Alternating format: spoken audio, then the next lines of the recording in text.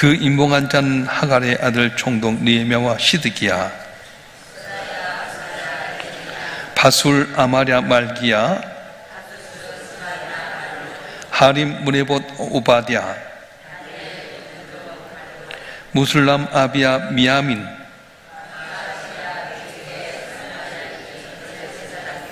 또 레이 사람 곧 아사냐와 아들 예수와 하나닷의 자손 중 빈누이 감미엘과 미갈 루옵 하샤바, 호디아 파니 분이누요,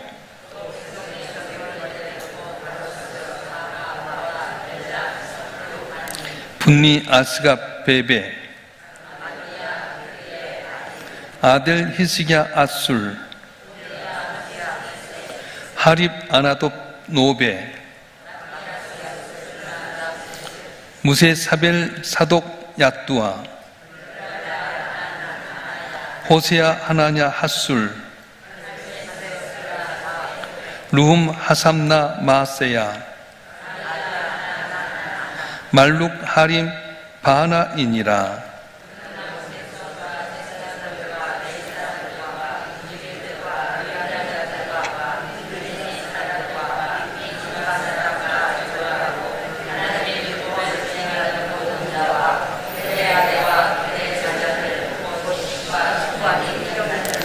다 그들의 형제 귀족들을 따라 저주로 맹세하기를, 우리가 하나님의 종 모세를 통하여 준 하나님의 율법을 따라 우리 주 여호와의 모든 계명과 규례와 율례를 지켜 행하여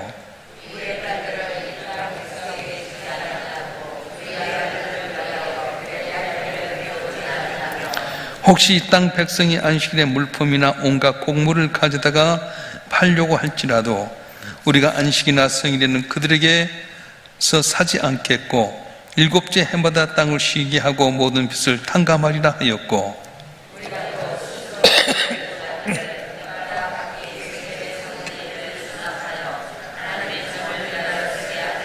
고친 설병과 항상 드는 소제와 항상 드는 번제와 안식일과 초하루와 정한 절기에 쓸 것과 성물과 이스라엘 위하는 속죄제와 우리 하나님의 전의 모든 일을 위하여 쓰게 하였고,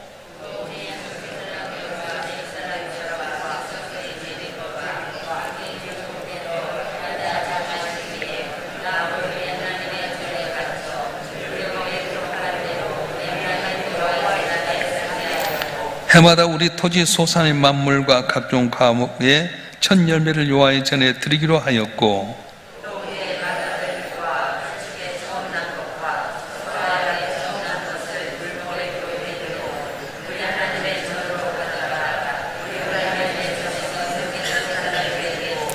또 처음 익은 미래 가루와 거제물과 각종 과목의 열매와 새 포도주와 기름을 제사장대로 가져다가 우리 하나님의 전에 열애방에 두고, 또 우리 사물의 11조를 레위 삼기에 주의라 하였나니, 이 레위 삼도 우리 모두의 성읍에서 사물의 11조를 받는 자임이며,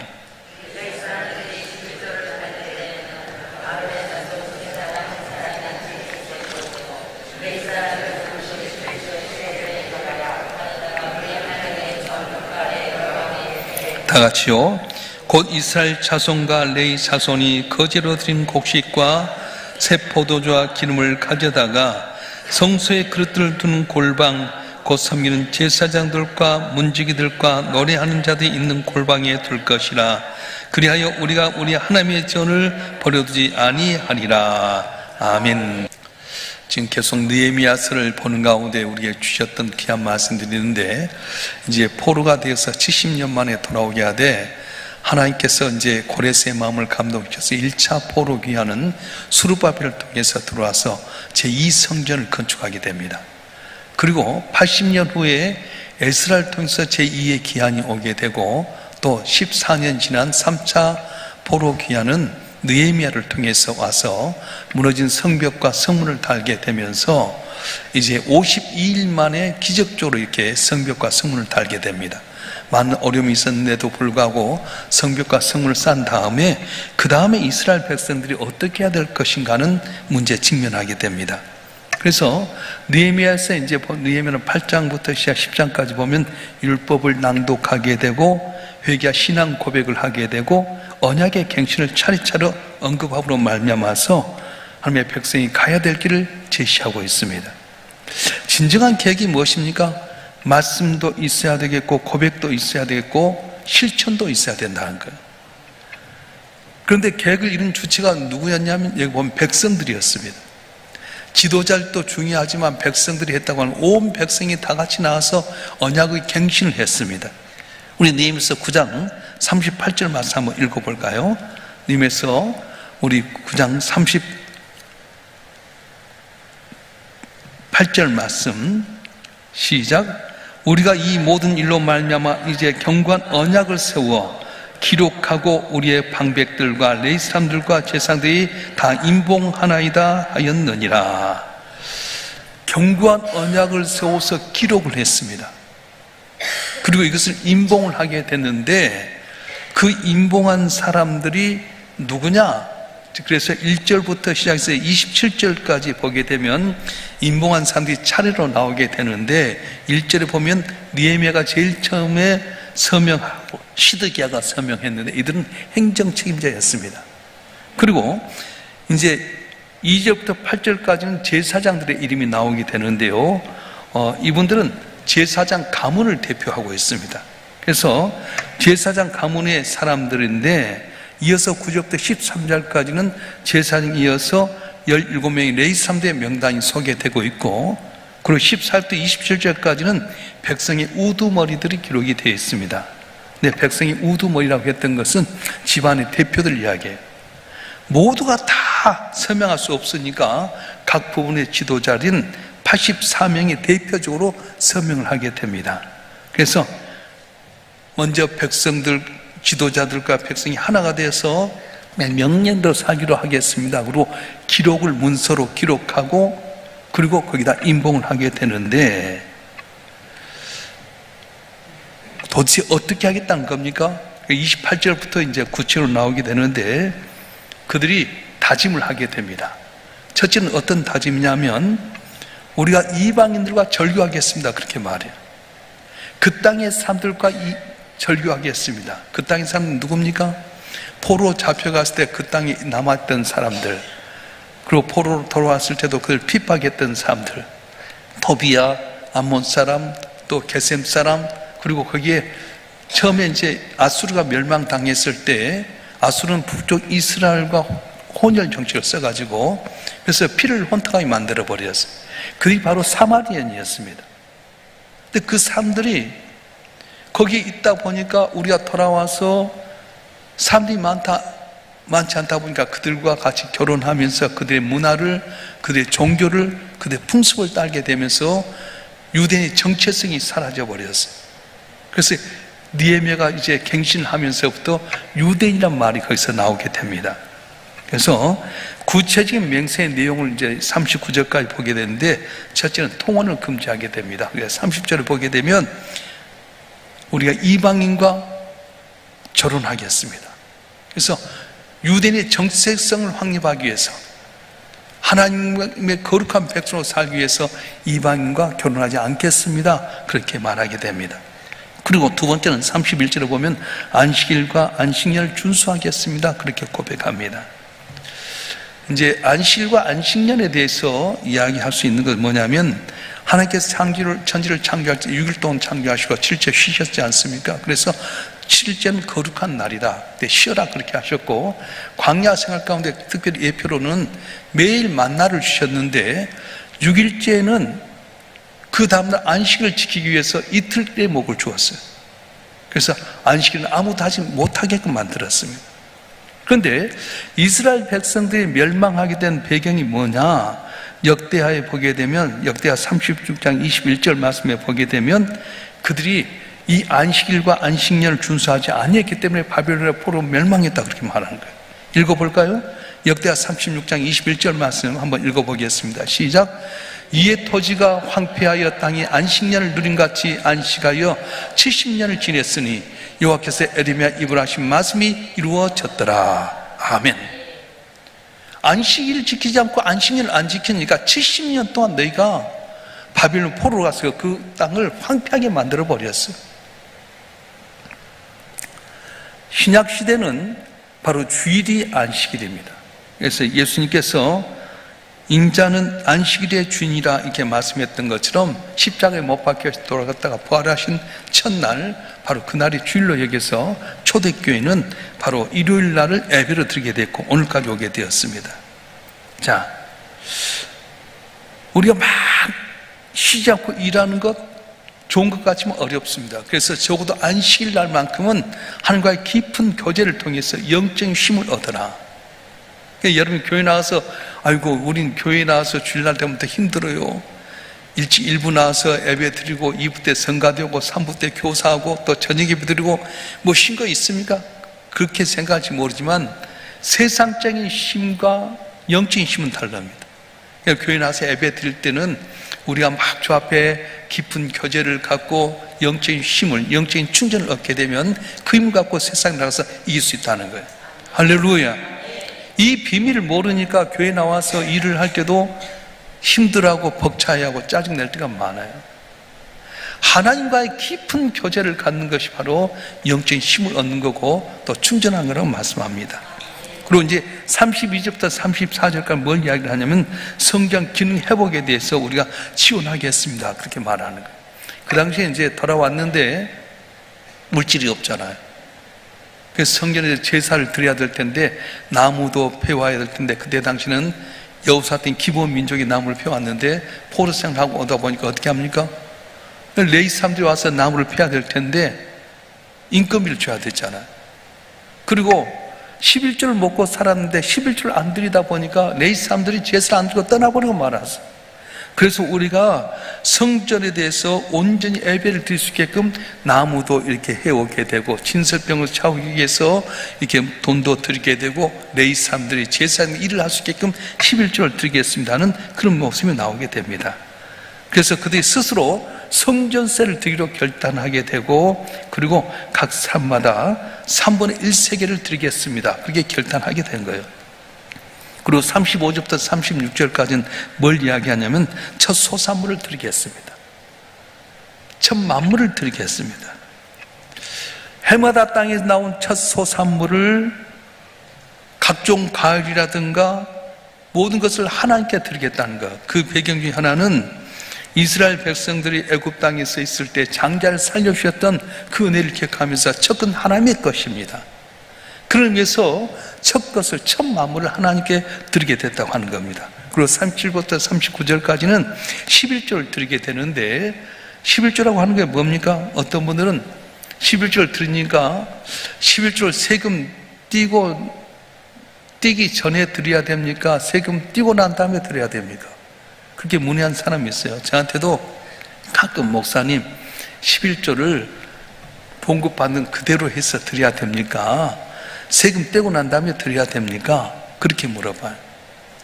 어떻게 드려야 될까요? 세금 떼기 전에 드려야 됩니까? 세금 떼고 난 다음에 드려야 됩니까? 그건 중요치 않아. 여러분, 그렇게 따지면 11조 정신 떨어진 거예요. 11조 정신이라고 하는 것은 세금 전에 드리든 세금 떼고 난 뒤에 드리든 그게 중요한 것이 아니라 내 모든 것이 바로 주님의 것입니다. 그런 의미로 드린다는 거예요. 할렐루야. 그 여러분이 하나님께 드릴 때 이것이 세금 떼고 드려야 되나 안 떼고 드려야 되나 이것이 중요한 게 아니라 내 모든 것이 바로 하나님의 것입니다. 그래서 10분의 1을 갖고 하나님께 드림으로 말미암아서 10분의 9가 내 것이라고 마음대로 쓴 것이 아니라 주의 뜻대로 사용하게 된다는 겁니다. 그래서 11조 생활을 잘해야 돼요. 자, 오늘 이 말씀 가운데 우리에게 준 영적인 교훈이 있는데 어떻게 하는 겁니까? 영적인 각성을 사모하라고 말씀하는 겁니다. 이스라엘 백성들이 율법을 듣고 나서 철저히 회개합니다. 회개만 한 것이 아니라 문서로 작정했고 언약을 갱신하면서 어떻게 우리가 말씀을 지키지 않으면 우리가 저주를 받아도 좋습니다. 그렇게 말하는 거예요. 축복받으며 드리겠습니다. 이것도 중요하지만 말씀대로 살지 아니했을 때 우리가 저주를 받아도 좋겠습니다. 엄청난 결단을 하면서 문서로 봉인을 하게 됐다고 하는 겁니다. 더 이상 이대로 살 수 없습니다. 하나님의 언약의 백성으로 우리가 이방인과 통혼하는 것을 절교하고 거룩한 백성으로 살겠습니다. 그런 마음 가졌습니다. 사랑하는 성도 여러분, 우리가 세상 속에 살지만 세상에 묻혀버리면 안 됩니다. 구별해야 됩니다.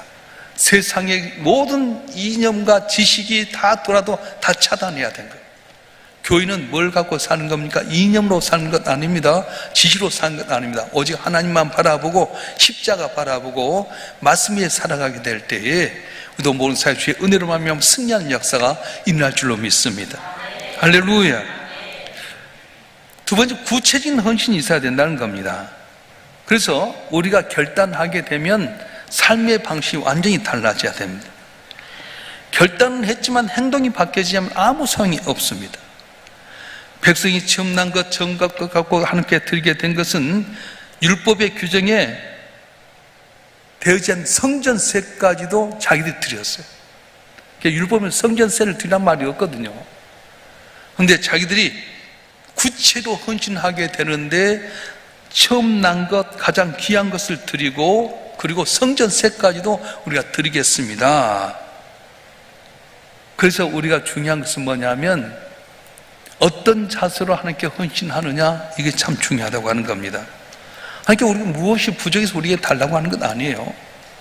다 줄 수 있는 분인데도 불구하고 우리가 정말로 주님을 사랑하고 주 앞에 거룩한 백성을 결단했다면 우리 삶의 방식이 구체로 변화되어야 된다는 거예요. 봉사할 때도 기쁨으로, 섬길 때도 감사함으로, 일을 할 때도 처음 갔던 마음 끝까지 변치 않는 마음으로 가게 될 때에 주께서 기억하시고 놀라운 은혜로 우리의 삶을 도와줄 줄 믿습니다. 자, 그 다음에 11조 신앙을 회복해야 된다고 하는 건데, 예수님께서 이제 그 바리새인들을 책망할 때 뭐라고 말씀하냐면, 너희가 박하와 해양과 근처에 11조는 들이되 율법에 더 중요한 바 정의와 긍휼과 믿음은 버렸도다. 그러나 이것도 행하고 저것도 버리지 말아야 할지니라. 이렇게 마태복음 23장 23절에 말씀하셨어요. 11조 생활 소홀히 말아라. 그런데 11조만 다라고 생각하지 말고 11조 하는 것도 중요하지만 정의와 공의를 가지고 정의와 긍휼과 믿음을 가지고 11조 생활해라. 그렇게 말씀하셨어요. 내 모든 게 주님의 것입니다. 11조 생활하긴 하지만 11조 드린다고 다 끝난 것이 아니라 정의와 긍휼과 신실함을 가지고 내가 살아라. 그게 바로 11조의 정신이다. 이렇게 말씀하셨습니다. 사도 바울도 너희 몸을 하나님이 기뻐하신 거룩한 산 제물로 드리라 이렇게 말했던 것처럼 내 삶의 전체를 하나님께 드린 삶, 내 것인 것 같아도 내 것이 다 하나님의 것입니다. 주위에서 날 쓰시옵소서 고백하는 그런 마음으로 사는 것이 바로 11조 신앙인데, 여러분 한 분 한 분이 예수 믿으면서 정말로 건성으로 형식적으로 드렸던 삶이 있다면 오늘부로 인해서 이스라엘 백성들이 회개하고 언약을 갱신하고 문서로 써서 임봉해서 결단했던 것처럼 11조 정신을 갖고 살아가면 나도 모세 놀라운 은혜가 임하게 될 것입니다. 할렐루야. 자, 역사적으로 언약의 갱신은 여호수아 때도 있었고 요시아 때도 있었습니다. 나라의 멸망과 70년의 포로로 인해서 하나님과의 관계가 끊어진 것처럼 보이는 그 상황 가운데서 언약의 갱신은 구체적으로 자기 이스라엘 백성들, 유대인의 정체성을 회복하게 되고 미래에 중요한 의미를 갖게 된 겁니다. 그래서 오늘의 결단은 미래를 결정하게 되는 거예요. 신앙생활 하면서도 아직도 믿음 안에 살지 못해서 주변의 것에 너무 관심 가는 사람 많습니다. 이념의 문제, 잘 먹고 잘 사는 문제, 누가 어쨌대 저쨌대 문제, 아무 필요 없잖아요. 예수 안에 구원받는 우리가 어떻게 살아갑니까? 구원받은 백성으로 말미암아 구원받은 백성으로 정체성을 가지고 오직 주님 바라보고 세상에 살면서도 내가 세상의 소금과 빛의 역할을 온전히 감당할 때 은혜를 주시는데, 오늘 우리가 말씀 가운데 비추면 어떻게 사는 것 같습니까? 특별히 지도자들과 백성이 함께 율법의 규정을 준행하기로 자발적으로 맹세했다고 하는 것은 하나님의 언약의 백성으로 회복되고 있음을 보여주고 있습니다. 여러분, 그래서 우리가 지도자부터 시작해서 모든 성도들이 같이 한마음 한뜻으로 주님만 바라고 살아가게 되면 놀라운 은혜가 임하게 되는데, 이걸 놓쳐버리니까 믿음 생활도 기쁨이 없고 시험 애들이 얼마나 많습니까? 그래서 로마서 13장 11절을 보면 이렇게 말씀합니다. 읽어볼까요? 로마서 13장 11절 말씀 한번 읽어보겠습니다. 또한 너희가 이 시기를 알고니와 자다가 깰 때가 벌써 되었으니 이는 이제 우리의 구원이 처음 믿을 때보다 가까웠음이니라. 할렐루야. 또한 너희가 이 시기를 알거니와 자다가 깰 때가 벌써 되었으니 이는 이제 우리의 구원이 처음 믿을 때보다 가까웠음이라. 여러분, 예수님의 재림의 시대가 가까웠어요. 재림의 신앙 갖고 살아야 됩니다. 주님 언제 오실지 모르잖아요. 천년만년 살 것 같이 정치, 경제, 사회, 문화 이것이 우리 문제를 해결할 것 같아요? 아닙니다. 이 어려운 가운데서 우리가 거룩한 백성으로 정체성을 가지고 언약의 백성으로 말씀을 지키면서 살아가게 될 때 다시 오실 주님 앞에 서 있는 그 모습 바라보면 어떻게 할 것 같아요? 항상 기뻐하게 되고 범사에 감사하게 되고 쉬지 않고 기도하는 가운데 나도 모르는 사이에 응답의 역사가 이루어지게 된다고 하는 거예요.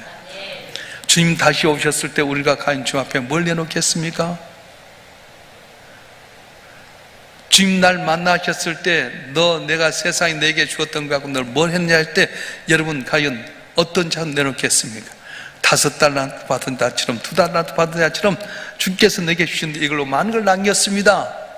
그래서 착하고 충성된 종아 네가 잘 충성했으니 내게 많은 걸 맡기라 인정받는 삶이 되겠습니다. 아니면 1달란트 맡은 사람처럼 그냥 감춰뒀다가 결론은 나태해서 주님 주신 것이니 이렇게 받으십시오. 그러면 악하고 게으른 종아, 이걸 다른 사람 줘서 이자를 주었으면 좋았을 텐데 네가 나를 악하게 보았느냐? 있는 걸 빼다가 저 사람 걸 빼다 더 있는 자에게 주어라. 10달란트에 맡겨준 것처럼 1달란트 받은 사람처럼 그렇게 꾸중 들을 것입니까? 교회가 모든 사람이 모이다 보니까 세상 말로 오둥이 잡둥이가 모이다 보니까 다 말도 많고 어려움도 많아요. 교회는 죄인들이 모였잖아요. 문제가 많이 있습니다.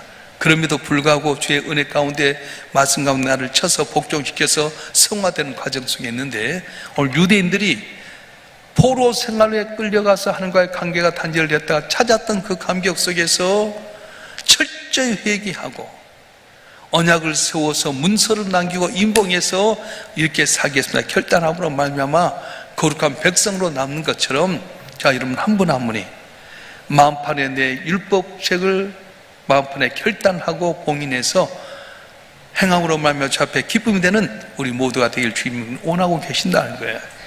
오늘 한 날도 주의 이름으로 승리하는 여러분 되길 주님으로 축원합니다. 축원합니다. 기도하겠습니다.